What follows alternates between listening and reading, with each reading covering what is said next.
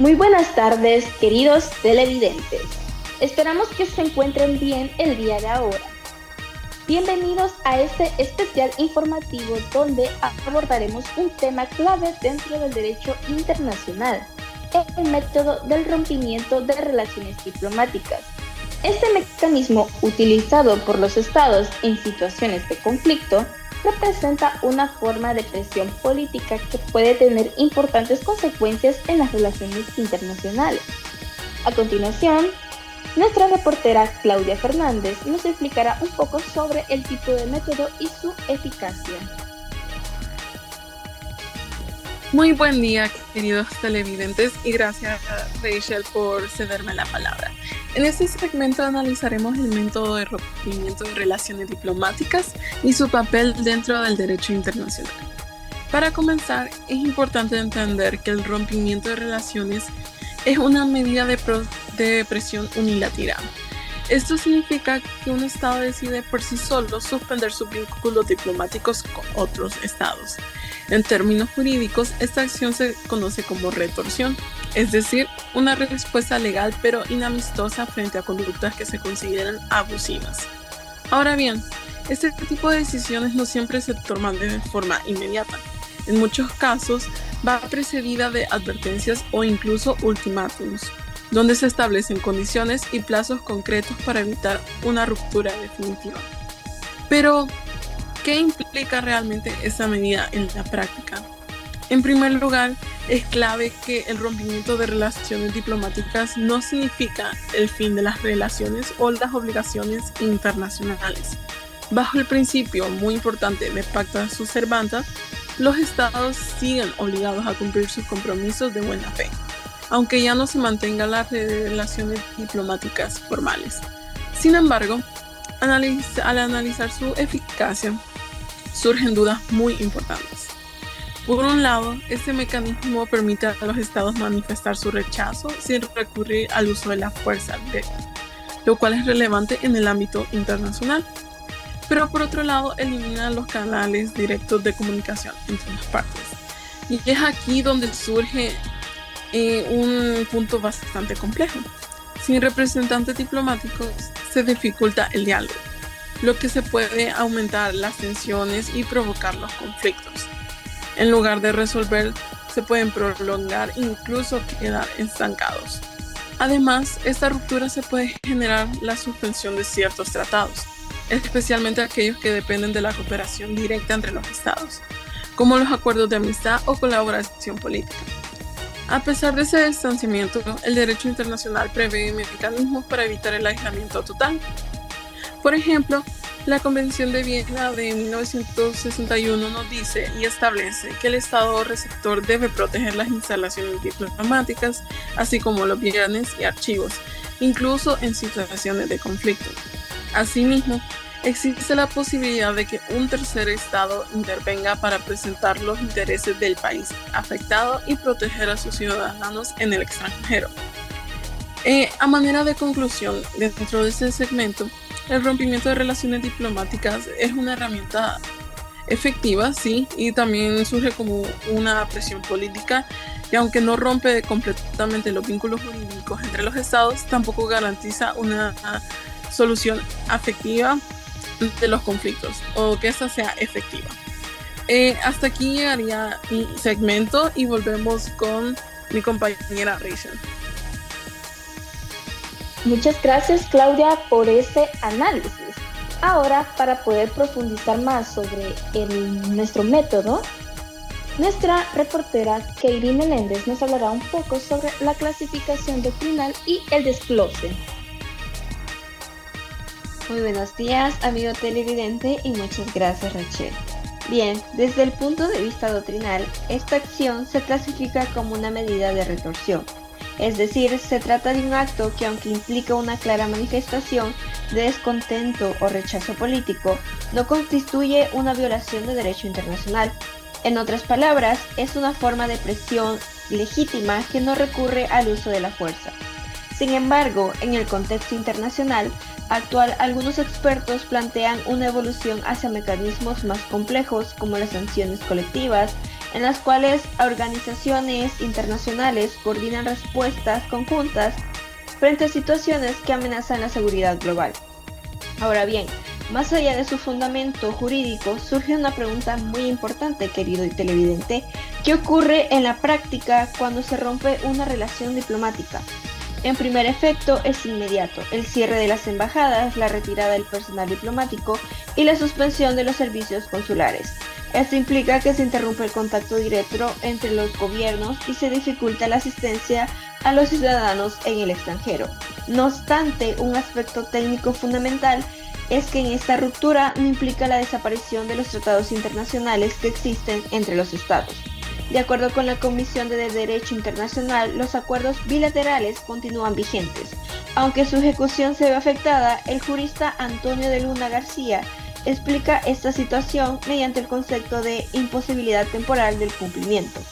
Esto significa que los tratados no dejan de existir, sino que entran en una especie de pausa operativa hasta que las condiciones permitan reanudar su aplicación. Todo esto se fundamenta en el principio que mencionó anteriormente mi compañera Abigail, pacta sunt servanda, que establece que los acuerdos deben de cumplirse. Finalmente, en medio de esta ruptura surge una figura clave para mantener cierto grado de estabilidad: el tercer estado o la potencia protectora. Ante la falta de comunicación directa, los estados pueden recurrir a un país neutral que se encargue de representar sus intereses y proteger a sus ciudadanos en el territorio del otro estado. Además, como se mencionó anteriormente, el artículo 45 de la Comisión de Viena establece una garantía fundamental que incluso tras la ruptura, el estado receptor está obligado a respetar la integridad de la embajada, así como la inviolabilidad de sus bienes y archivos. Esto asegura que aunque las relaciones políticas se encuentren suspendidas, el marco jurídico internacional continúa funcionando y preserva sus bases para una evaluación de reconciliación. Hasta aquí mi parte, volvemos contigo, Rachel, en el estudio. Muchas gracias. Muchas gracias, Katie. Interesante explicación sobre la base jurídica de este método y su clasificación. Ahora veremos cómo se implementa este método en la práctica y en los casos reales. Adelante con nuestro reportero Anderson. Muchas gracias, Rachel. A continuación, les explicaré cómo se implementa la ruptura de relaciones diplomáticas y cómo este proceso se aplica en la práctica internacional. Primero, la ruptura de relaciones diplomáticas inicia como una decisión soberana del Estado, generalmente tomada por el Poder Ejecutivo a través de su política exterior. Esta decisión puede surgir por conflictos, tensiones o desacuerdos entre los países. En el derecho internacional, estas relaciones se basan en el consentimiento mutuo, por lo que, si ésta desaparece, el vínculo puede romperse. Además, aunque la Carta de las Naciones Unidas promueve la solución pacífica de conflictos, este tipo de ruptura suele funcionar como una forma de presión política frente a otro Estado. Una vez tomada la decisión, el Estado debe comunicarla oficialmente mediante canales formales, como notas diplomáticas. Posteriormente, se procede al retiro del personal diplomático, incluyendo al embajador, lo que simboliza la suspensión del contacto directo entre los estados. Como consecuencia, las embajadas dejan de operar con normalidad, aunque el derecho internacional establece que sus instalaciones deben seguir siendo protegidas. Incluso, en algunos casos, un tercer estado puede encargarse de representar los intereses del país afectado. Es importante destacar que esta ruptura no siempre implica un aislamiento total, ya que pueden mantenerse relaciones consulares u otros mecanismos de cooperación entre los estados. Un ejemplo claro de este proceso ocurrió el 21 de agosto de 2018, cuando El Salvador anunció el establecimiento de relaciones diplomáticas con la República Popular China. Como consecuencia, Taiwán decidió romper sus relaciones diplomáticas con El Salvador, retirando su personal y cerrando su embajada. Según autoridades taiwanesas, esta decisión se tomó al considerar que ya no existían condiciones para mantener la relación. Por su parte, el gobierno salvadoreño justificó esta decisión, argumentando que esta nueva relación permitiría mayores oportunidades económicas, especialmente en inversión y cooperación. Sin embargo, la presidenta de ese entonces, de la República de Taiwán, señaló que estas decisiones también estaban influenciadas por presiones diplomáticas de China.